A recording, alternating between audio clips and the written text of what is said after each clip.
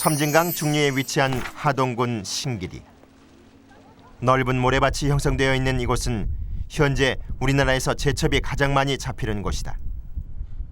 제첩은 담수와 해수가 만나는 기수역 깨끗한 모래가 있는 곳에서만 살 수 있다. 제첩은 봄부터 가을까지 10cm 이내의 모래 속에 서식하는데 제첩이 사는 곳에는 물이 깨끗할 수밖에 없다. 제첩이 모래 속 유기물을 걸러먹기 때문이다. 모래 속을 오가며 성장과 발육을 하는 제첩에게 모래는 생존을 결정하는 매우 중요한 환경이다. 민물과 갱물이 염도가 맞으면 자연적 제첩이 싹 생기게 됩니다. 그리고 천연적인 또 모래가 있어야만 제첩이 생기지 모래가 아니면 생길 수가 없어요. 제첩이 살아를 못합니다. 그래서 우리 이제 섬진강이 첫째 조건 모래, 물 그렇습니다. 그런데 제첩잡이는 보통 3월부터 10월까지 이어지는데 섬진강 사람들은 제첩잡이로 생계를 이어간다. 그러나 불과 20-30년 사이 섬진강에서 나오는 제첩은 그 수가 10분의 1로 줄어들었다. 섬진강에서 모래 채취와 준설을 하고 난 다음부터 일어난 일이다. 지금까지 섬진강 하구에서 채취된 모래의 양은 약 3,400만 톤으로 이는 섬진강 하구에서 15km 상류까지 5m 깊이로 모래를 채취한 것에 해당한다. 30년 전 섬진강에서 제첩은 강과 바다가 만나는 망덕 지역에서부터 넓게 분포되어 있었다. 그러나 이곳에 모래 채취와 준설이 이루어지자 수심이 깊어지면서 바닷물이 올라와 제첩의 서식지도 점점 강 상류로 올라가게 되었다. 지금은 망덕에서 15km 떨어진 하동군 신길이에서 주로 제첩잡이를 하고 있다. 저 부위는 그냥 전부 지금 모래래요. 모래가 돼가 있고 이제 저쪽으로만 강이 형성이 돼가 있었는데 그 당시에 강도 물도 참 깨끗했죠. 지금 모래가 그럼 다 어디 갔습니까? 전부 채취했지요. 근데 채취한 목적은 그게 어떻게 그 형성이 됐냐 그러면 이제 비가 오면 홍수 나거든요. 홍수 나면 제방 이제 범람 온다 이래 가지고 그걸 모래로 채취를 했었는데 그게 물론 조건은 그리 달았겠지만 해도 우리 주민들 볼 때는 그게 아니었었거든. 그 모래를 살려서야 돼요. 그 모래 다 채취하니까 이제 바닷물이 올라오는 거지. 제첩은 이제 아예 없고. 제첩은 뭐 한 10분의 1 정도밖에 안 되지. 그 전에는 여 모욕으로 들어가면 밟으면 발이 아파요. 제첩 때문에요? 예. 그런 형성이 돼가 있었는데 지금은 뭐 완전 변질이 됐지. 하구 뚝으로 대부분의 강이 막힌 우리나라에서는 그나마 섬진강이 제첩을 잡을 수 있는 거의 유일한 곳으로 남아있다. 하지만 생명을 키워내는 모래의 중요성을 인식하지 않는다면 낙동강과 금강에서처럼 이곳 섬진강에서도 제첩은 점점 사라질 것이다.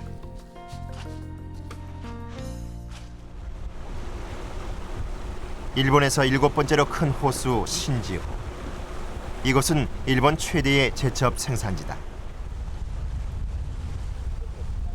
이곳 사람들은 제첩 조업권이나 매년 잡을 수 있는 제첩량을 제한하는 등 제첩을 보호하기 위한 여러 가지 제도를 마련하고 있다. 신지호 사람들에게 제첩은 수익을 올리는 매우 중요한 자원이기 때문이다.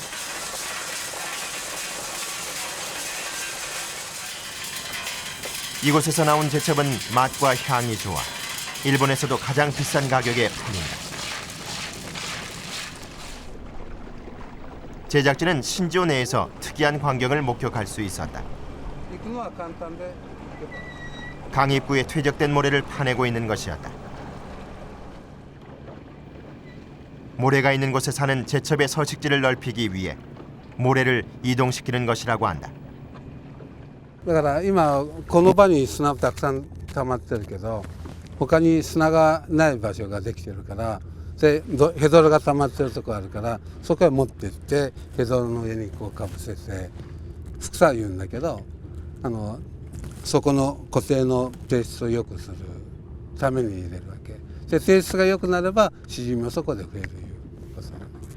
シジミを作るためでなくて、国はこれ宍道湖の環境、特にそこに溜まったヘドロの対策で砂を持っていくんだけど、結果としてそこでまたシジミが増えるようになるよ。下がヘドロだとシジミは増えないんだけど、下が砂になればそこでまたシジミが増えるよ。 강물이 내려오는 곳에 쌓인 모래를 상대적으로 펄이 많은 지역으로 옮기면 그만큼 모래 지역이 넓어지고 이는 곧 제첩이 살 수 있는 면적도 넓어진다는 것이다. 신지호 사람들은 제첩잡이로 1인당 연간 1억 원 이상의 수익을 올리고 있다.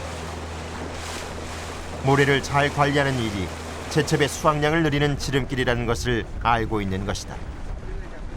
제첩의 생장에 있어 모래 환경이 얼마나 중요한지를 말해주는 부분이다. 30년 전만 하더라도 우리나라 강과 하천 어디에서나 모래는 쉽게 볼 수 있었다. 그러나 최근 몇십 년 사이 강의 모습이 바뀌고 있다. 모래가 레미콘 등 각종 건축 재료로 활용되면서 모래가 사라지기 시작한 것이다. 강모래가 사라지면 생태계에도 변화가 일어날 수밖에 없다. 모래 채취나 준설은 강 생태계에 어떤 영향을 주는 것일까? 준설이 이루어진 것과 자연 하천에서 하천의 저질이 어떻게 다른지 비교해 보기로 했다. 낙동강 하구뚝에서 상류 2km 지점. 이곳은 매년 준설이 이루어지는 곳으로 작년 10월 마지막 준설이 이루어졌다. 물속으로 들어가자 앞이 보이지 않을 정도로 캄캄하고 바닥은 미세한 펄층이 두껍게 퇴적되어 있었다. 수십육 미터의 바닥 모래는 산소가 공급되지 않아 시꺼먼 유기물 퇴적층이 2cm 이상 쌓여 있다. 준설을 하지 않은 곳은 어떨까? 낙동강 중류 남지 지역. 수심 1.5m 지역에서 똑같은 방법으로 모래를 채취했다.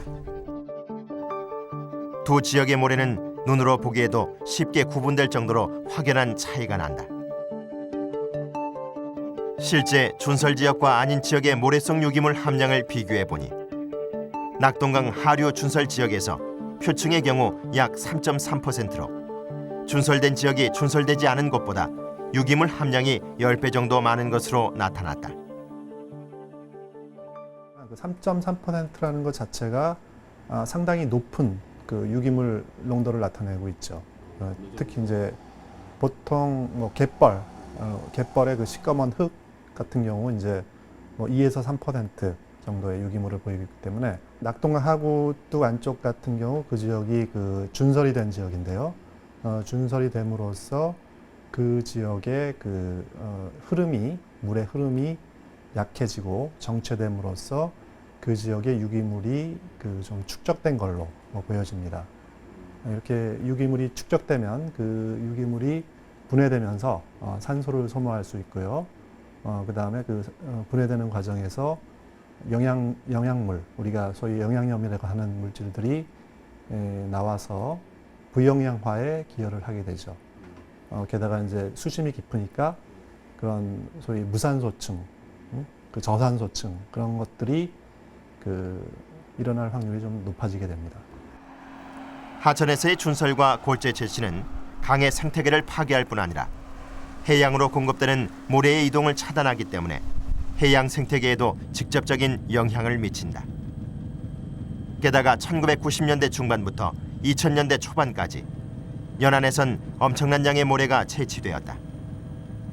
육지 근처 연안에서의 모래 채취는 해안 곳곳에 심각한 부작용을 야기시켰다.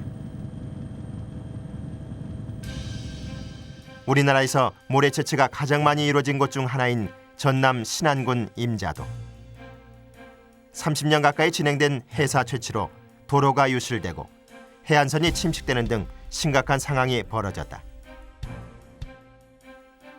2000년 제작진이 이곳 임자도를 찾았을 때는 유실되는 모래를 막기 위해 해안에 옹벽을 쌓는 작업이 한창이었다. 그로부터 8년 뒤 임자도 대광해수욕장은 전체 12km의 해안 중 절반이 옹벽으로 덮여 있었다.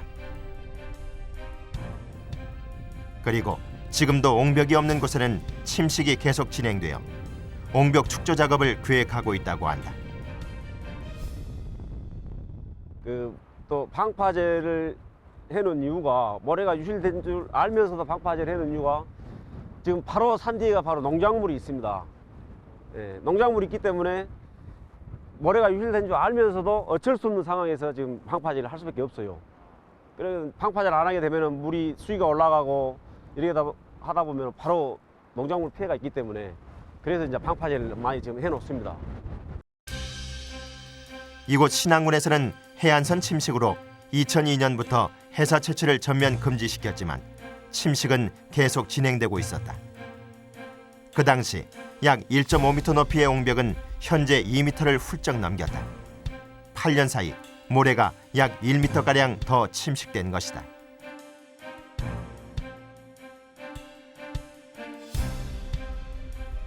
해사 채취가 금지된 지 6년이 지났지만 임자도에서의 모래 유실은 지금까지도 계속되고 있다. 이러한 해안 침식은 신안군 거의 전 지역에서 일어나고 있었다. 목포에서 백길 따라 60여 킬로미터를 가면 우리나라에서 가장 큰 모래 언덕을 볼 수 있는 우이도가 있다. 마치 모래 사막을 연상케 하는 이곳은 바다에서 올라온 모래가 다시 바람에 의해 만들어진 우리나라 최대의 풍성 사구다. 하지만 80m 높이의 거대한 해안 사구가 있는 우이도 역시 해안 침식의 영향으로부터 벗어날 수 없었다. 여기서 지금 보이는 등선에서 한 6, 7m 올라갔어요. 그리고 여기를 한 90도 간격으로 해서 애들이 서가지고 내려가다 서지를 못했어요. 바로 저 밑에까지 나가고 저 아래 돌멩이가 하나도 안 보였었죠. 옛날에는 이게 이제 겨울에 바람이 불어서 이렇게 산처럼 쐬었다가 또 여름에 맞바람이 불면 맞바람이 이제 남풍이 불면 다시 또 이렇게 쫙 저놈으로 넘어갔다. 이게 교대로 그랬었거든요. 그랬는데 저도 이렇게 고향에 와서 보면 안타까워요. 옛날 그 모습이 안 있고 그래서 참 안타깝습니다. 우이도 모래 언덕의 침식 현상은 인근 해역에서의 해사 채취가 그 원인이다. 1980년대부터 지금까지 신안군 일대에서 채취된 모래는 약 5천만 톤으로 이는 우리나라 전체가 2년 동안 쓸 수 있는 바닷모래 양이다.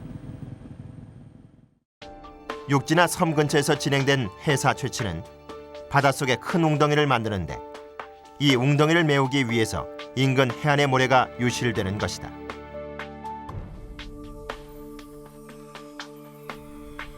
(2000년대) 초반 연안에서 해사 채취는 금지되었지만 그동안 채취된 모래가 다시 자연의 균형을 이룰 때까지 연안 침식은 피할 수 없는 것이다. 모래 채취가 거의 주범이다라고 볼 수 있습니다. 예. 특히 섬 주변에서의 모래 유실은 대부분이 그 주변에서 모래 채취한 그것이 주범이 된다. 그 이유는 모래를 어떤 지역에서 집중적으로 채취가 이루어지면은 그 파인 만큼 주변 어딘가에서 메꿔줘야 되기 때문에 그 메꿔주는 모래는 역시 섬 주변의 뱃사장에서 나오지 않나라는 그러한 것과 똑같기 때문에 당연히 그 뱃사정에서의 그 모래 유실이라는 것은 그 주변에서 모래가 채취됐기 때문에 그쪽으로 빠져나갔기 때문에 이러한 현상이 일어난다고 볼 수가 있겠죠.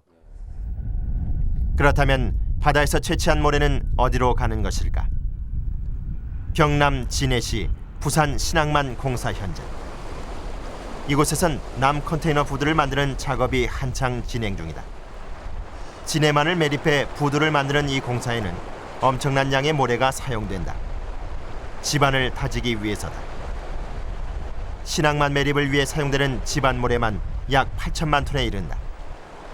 이는 여의도 면적의 10m 높이로 모래를 쌓은 것과 같은 양이다. 모래는 이렇게 매립을 위한 지반 다짐용뿐 아니라 도로를 만들고 빌딩을 세우는 등 우리가 사는 도시 구조물 전체에 쓰이게 된다. 모래가 왜 중요하냐 하는 거는 우리 그러니까 여러분들이 서 있는 아니면 지금 현재 위치하고 있는 지역 주위를 둘러봤을 때 모래가 안 들어간 시설이나 물건은 거의 찾아볼 수가 없을 정도로 많이 쓰이기 때문에 정말로 중요한 거죠. 정말로 중요한 거죠. 그러니까 우리 주위에 모든 시설이 다 모래가 안 들어간 시설이 없다 이렇게 보시면 돼요. 그렇기 때문에 모래의 절대량을 확보하는 것이 얼마나 중요하다 하는 걸 알 수 있죠. 통영 욕지도에서 동남쪽으로 50여 킬로미터 떨어진 이지 지역. 이곳에서 채취된 모래는 전부 부산 신항만 집안 다짐용으로 들어간다. 연안의 해사 채취로 연안 침식과 어류 감소 등의 환경 피해가 일어나자 연안에 피해를 주지 않는 이 지에서 모래를 채취하게 되었다. 이곳의 모래는 아주 오래전 섬진강에서 내려온 모래가 쌓인 것이다. 지금으로부터 약 8,000년 전에는 해수면이 지금보다 80m가량 낮았다. 섬진강 줄기는 여수만을 거쳐 현재 모래가 쌓여있는 욕지도 동남쪽 약 50km 지점까지 흘렀다. 그리고 하구를 형성한 이곳에 모래가 쌓이게 된 것이다. 지금 채취하고 있는 모래는 해수면이 다시 상승하기 전까지 섬진강 하구에 퇴적되었던 모래다.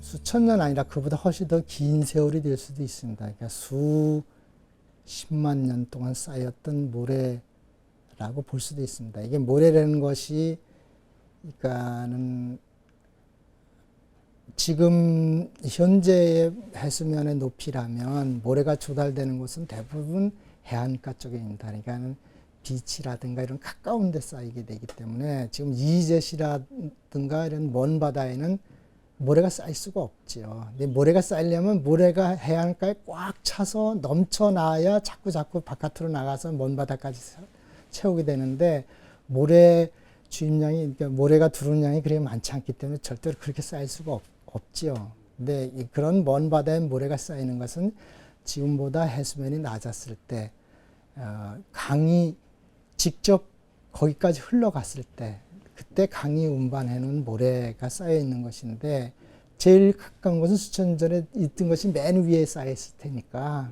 이제 대부분은 수천 년 전 거겠지만 그 중에 일부는 뭐 훨씬 더 오래된 모래가 섞여 있을 수도 있고. 실제 남해 이지 지역에서 가져온 모래를 살펴보면 강 하구에 서식하는 생물들의 폐각을 확인할 수 있다. 신항만 매립을 위해 이지에서 가져온 모래 속에서 제첩이 발견되었다. 서해 이지에서 채취한 모래에서도 굴이나 꼬막, 고둥 등 얕은 연안에 서식하는 생물들을 볼 수 있었다. 그곳이 수천 년 전 강 하구였다는 것을 말해주는 흔적들이다. 지금 우리가 쓰고 있는 모래는 강물과 파도에 부딪히며 쌓였다가 다시 오랜 세월을 바닷속 깊은 곳에 숨어 있었던 보물과 같은 것이다. 현재 국토해양부에서 조사된 우리나라 이지 해안에 채취 가능한 모래양은 약 12억 톤이다. 연간 평균 2,500만 톤을 쓰는 지금의 속도라면 이지 지역의 모래는 50년도 채 되지 않아 고갈되고 말 것이다. 그러니까 이제 거기에 대한 이제 답이 없는 거죠, 사실은. 골재 그러면 그때 가가지고 골재가 필요한데, 그럼 그때는 가면 바닷모래로부터 어떤 골재는 기대하기 이제 어렵다고 이제 그것을 이제 한계로 보는 사람은 그렇게 보는 사람도 있고, 또 어떤 사람들은 뭐 어떤 간에 뭐 좀 그보다는 더 있지 않겠느냐, 이제 소위 말하면 이제 막연한 어떤 낙관론을 펴는 사람도 있고 좀 그렇습니다. 그럼 실제로 지금 속도로 모래를 채취하면 40년, 예, 고갈된다고 보는 거죠. 예, 별로 이제 캐낼 데가 없다고 보고 있는 거죠. 모래는 한번 사용하고 나면 다시 채워지는 무한한 자원이 아니라 점점 고갈되어 사라지는 한정 자원이다. 하지만 아직 모래 부존량에 대한 조사조차 제대로 이루어지지 않았다.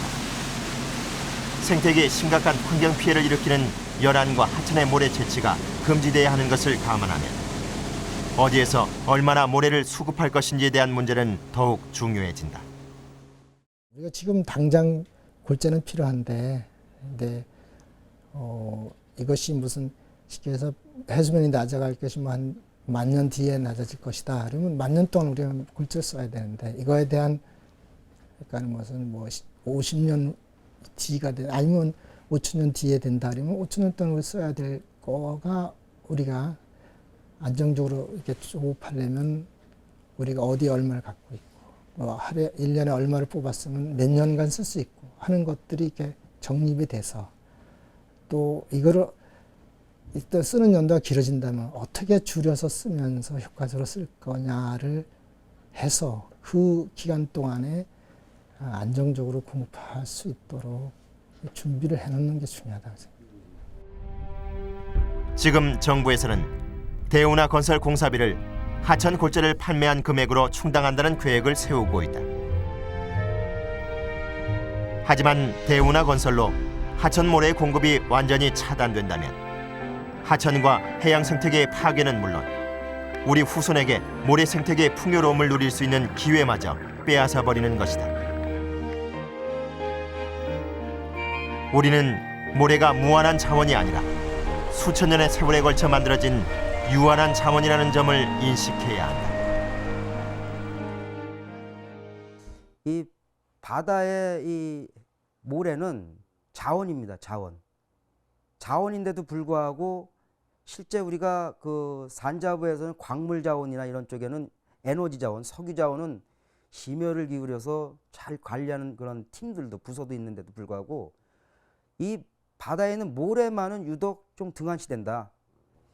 특히 모래 같은 경우는 그 물고기 자원은 채취가 해도 어느 후에 얘네들은 다시 또 재생산할 수 있는 재생 가능한 자원이라고 하지만은 이 모래 같은 경우는 한번 채취가 되면 없어지는 자원이기 때문에 특히 이 시점에서는 정부 차원에서 강력한 자원 관리가 필요하다라고 이렇게 생각이 듭니다. 수천 년의 시간이 만들어낸 자연의 보물. 해양 생명의 요람이자 수많은 생명의 서식처를 제공하는 모래. 인간에게는 가장 중요한 자원으로 모래는 자연과 인간의 삶의 기반이 되어왔다. 우리는 수천 년 동안 자연이 만들어준 선물이 얼마나 소중한지 깨닫지 못했다. 모래는 우리 세대의 소유물이 아니라 우리의 아이들이 대대손손 누려야 하는 자연이 만들어준 소중한 유산이라는 사실을 잊지 말아야 한다.